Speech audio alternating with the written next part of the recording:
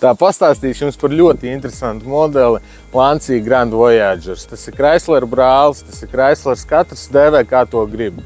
Man personīgi šī automašīna ir ļoti piesaistoša un mīļa, tikai tādēļ, kad es jums pastāstīšu par tām ekstrām un to baudu un to visu, ko dod šī automašīna. Mēs redzam to, ka viņa ir melnā krāsā, kas šai automašīnai, manuprāt, piestāv vislabāk. Viņa ir arī aprīkota ar melnu ādas salonu, to es jums parādīšu, ieskatoties dziļāk.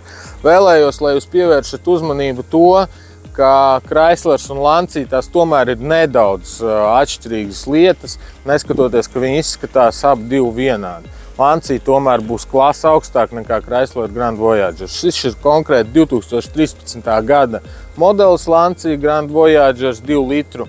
2,8 litru dīzels ar automātisko kārbu. Un pēc komplektācijas šī ir pati pilnākā, aprīkota ar ksenonu gaismām, mazgātājiem, visām skaistām kromā detaļām, kas var būt iedomājamas uz šīs automašīnas modeli. Kā arī Chrysleriem un Lanciām nāk oriģināli lietie diski. Konkrēti šajā gadījumā ir aprīkots ar ļoti labām vasaras riepām, oriģinālai diski, tur būtībā nav nekāds tunings taisīts, nekas tam līdzīgs. Konkrēti šajā gadījumā šim modelim ir apsildāmie spoguļi, tātad ziemā jums nebūs jāuztraucās par to, kad jākasa ledus nost vai kaut kas tam līdzīgs. Ir arī pagrieziena rādītāji spoguļos, ko es nevarēju neiestarpināt iekšā.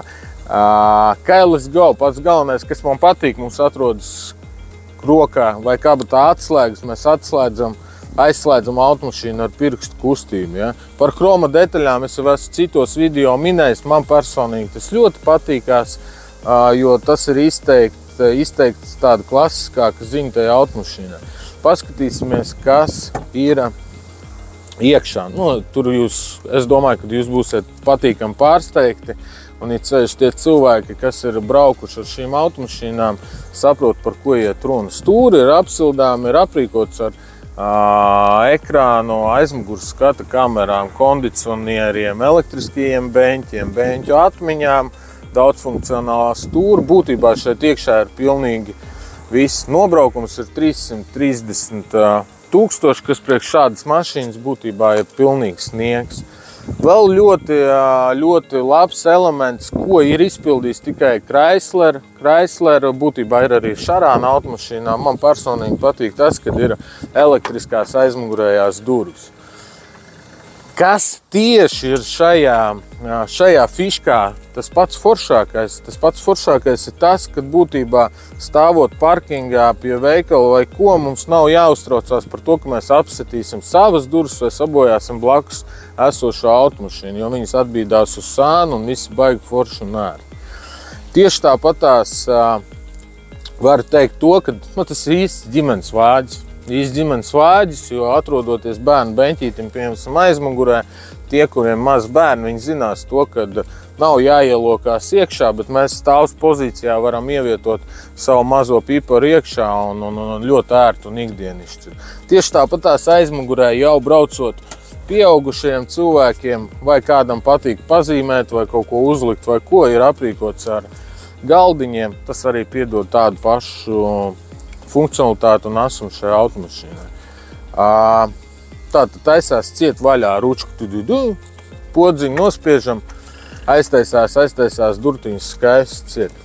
Ko es varētu vēl minēt? Būtībā ārpus mums viss ir skaidrs. Tā ir tieši tāpatās kā jebkura cita automašīna.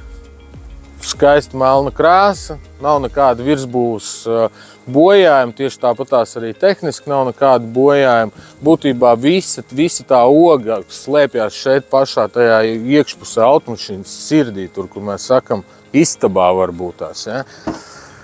Attaisīšu bagažnieku, parādīšu, cik ietilpīgs viņš ir. Būtībā šis ir īsts minivens. Man personīgi patīk tas, kad ir visi beņķi nolokām, tātad aizbraucot uz laukiem, vadot kaut kādas neparedzētas mantas, 30 sekundes, visi beņķi ir grīdā, mums ir taisna virsma, ja? Tātad varam izmantot viņu kā kravas busiņu.